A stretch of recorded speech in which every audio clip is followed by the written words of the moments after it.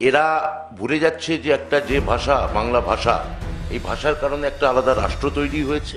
25 কোটি মানুষ যারা পৃথিবীতে এই ভাষা বলেন, আমাদের এই বাংলা থেকে এই ভাষায় এখনো দুটো রাষ্ট্রের জাতীয় সঙ্গীত এই ভাষায় লেখা। ভাষা কোনো টেরিটরির হতে পারে না, ভাষা মানুষের প্রকাশের জায়গা। আপনি আপনার ভাষা, যে ভাষায় আপনার জাতীয় সঙ্গীত হয়েছে, যেটা আমরা এখনো গোটা ভারতবর্ষ যে গান যে ভাষায় লেখা, তা শুনলে একজন তামিল লোক যে ভাষা শুনলে উঠে দাঁড়ান, একজন ওড়িয়া লোক, একজন গুজরাটি লোক যে ভাষায় গান শুনলে উঠে দাঁড়ান, সেই ভাষাকে আপনি বাংলাদেশি বলে দাগিয়ে দিচ্ছেন।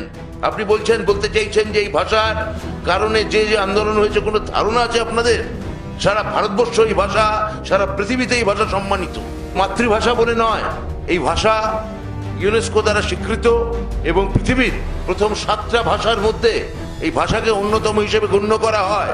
আপনারা এই ভাষাকে বাংলাদেশি বলে দাগিয়ে দেওয়ার মধ্যে আপনারা যে সংকীর্ণ এবং সীমিত রাজনীতি দেখাচ্ছেন, আমি আপনাকে পাল্টা বলছি না আপনি হিন্দি বলেন বলে যান গিয়ে পাকিস্তানে থাকুন, কারণ ওরাও তো হিন্দি বলে। তাহলে আপনি কি করে বলতে পারেন? আপনি অন্য রাষ্ট্রকে অপমান করতে গিয়ে আমাদের ভাষাকে আপনি খাটো করতে পারেন না। সেখানে এই বাংলা ভাষাকে বাংলাদেশি বলে চালিয়ে দেওয়া, এটা বিজেপির একটা হিন্দি আগ্রাসন।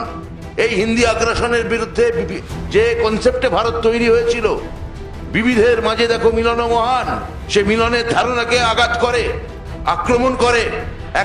এক ভাষা, এক ধর্ম, এক দেশ, এই তত্ত্ব আমাদের উপর চাপিয়ে দিতে চায়।